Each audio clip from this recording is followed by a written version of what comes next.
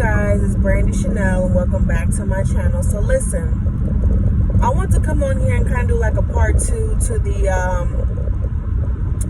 the whole Kimora Lee, Russell Simmons and Aoki situation, because there was something that went viral from the Breakfast Club. It was, what's that lady's name? Jess Unhilarious. Yeah, Jess Unhilarious, right? So I guess she's a co-host. I guess since Angela he, left, they've been trying like different co-hosts, and she's been on there frequently. And I will say this, she does kind of fit in with them. She does kind of fit in with that group. Out of everyone they've kind of guest host, I think she fits in better with, with Charlamagne and DJ Envy. But they got into the conversation of the Kimora Lee and the Russell Simmons situation.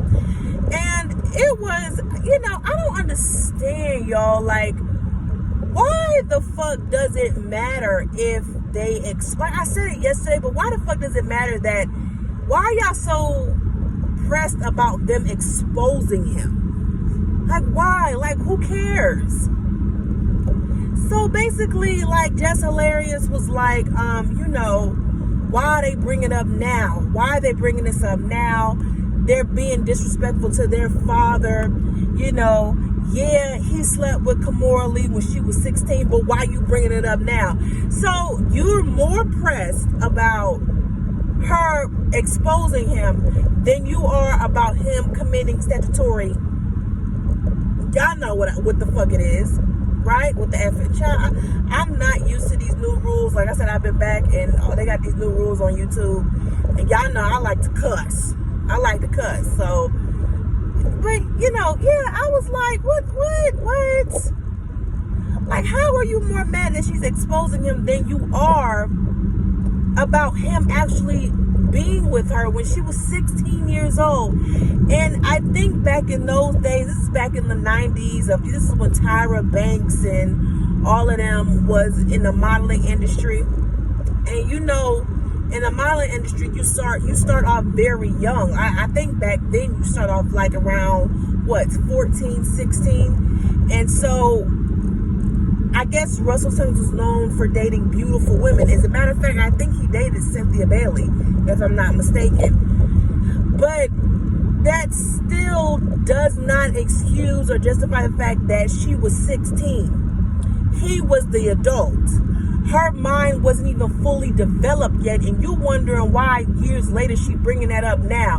Bitch, that has been out there for years.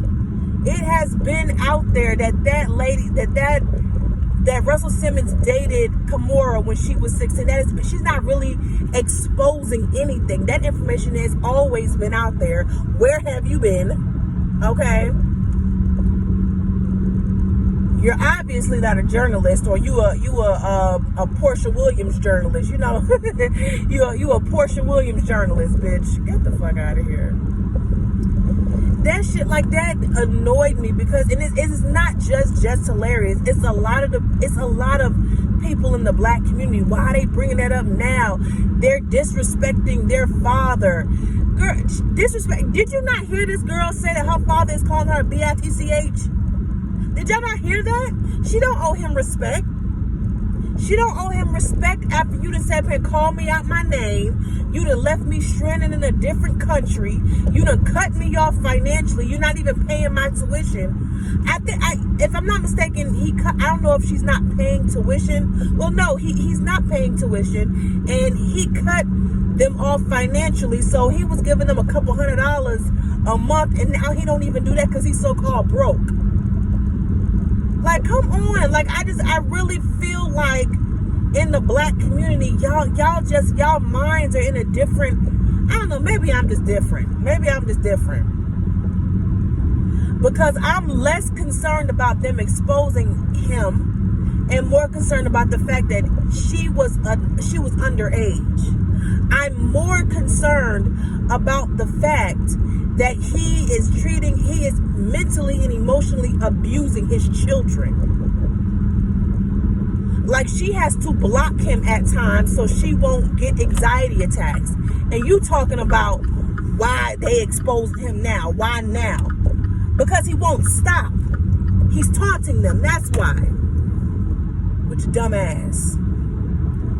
I mean, it really annoys me. Like, it gets on my nerves. It gets under my skin. And you know what? I think because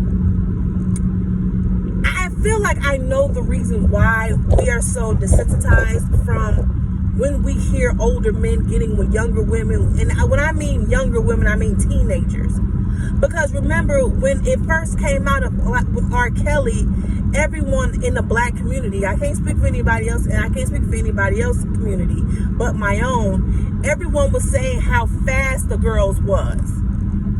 They was fast. Where was their parents? They shouldn't have been out that night, or whatever the case may be. And I feel like the reason people just is not really a big deal in the black community when an older man is with a teenager or a young girl, because really, if you think about it,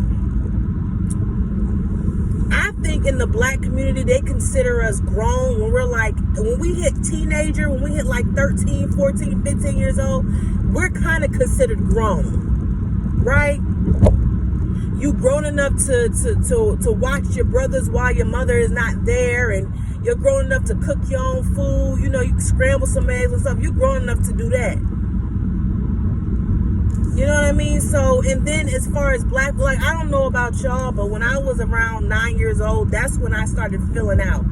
So I always looked older than what I really was. But at the end of the day, I was still a child. And I had all kinds of grown men. I mean, I'm 15, motherfuckers be 19, 20, 21 coming up to me, and even after I tell them my age, they still, they still trying to holler, and and nobody sees an issue with that in the black community. Nobody sees an issue with that. I remember being in high school and I went to a majority, white high school. And a lot of there was only like a handful of black people. And those black people would have their homeboys, their cousins, and everybody be right across the street from the school, talking to all the girls coming out of high school. And we're acting like it was so normal. Like, even me at that time was kind of like, okay, whatever. You know what I mean? And it's just crazy. I don't understand why people are just glossing over the fact that she was a teenager. She didn't know no better. He was a powerful. I think at that point, he had already had Def Jam by the time he met Kimora, if I'm not mistaken. Right? So a 16-year-old girl, she's not gonna say no to Russell Simmons, the president of Def Jam. She's not gonna say no to him. I believe he groomed her, allegedly. But that's what I believe. I don't know. It's always like, I don't know what it is with the black community, with us as a community. We're so like, we glorify, powerful black men. You know what I mean? We glorify them, that, in our eyes, they can do no wrong. Now, in y'all's eyes, in my eyes, I see the bull stuff. You know what I'm saying? I know I already cussed. I might as well keep going. I don't know why I didn't say the whole word. But yeah, it was just, I was like, girl, really? Why are you disrespecting your father? He called her a bitch. I don't owe you my respect after you disrespecting me. Daddy or no daddy, I don't care.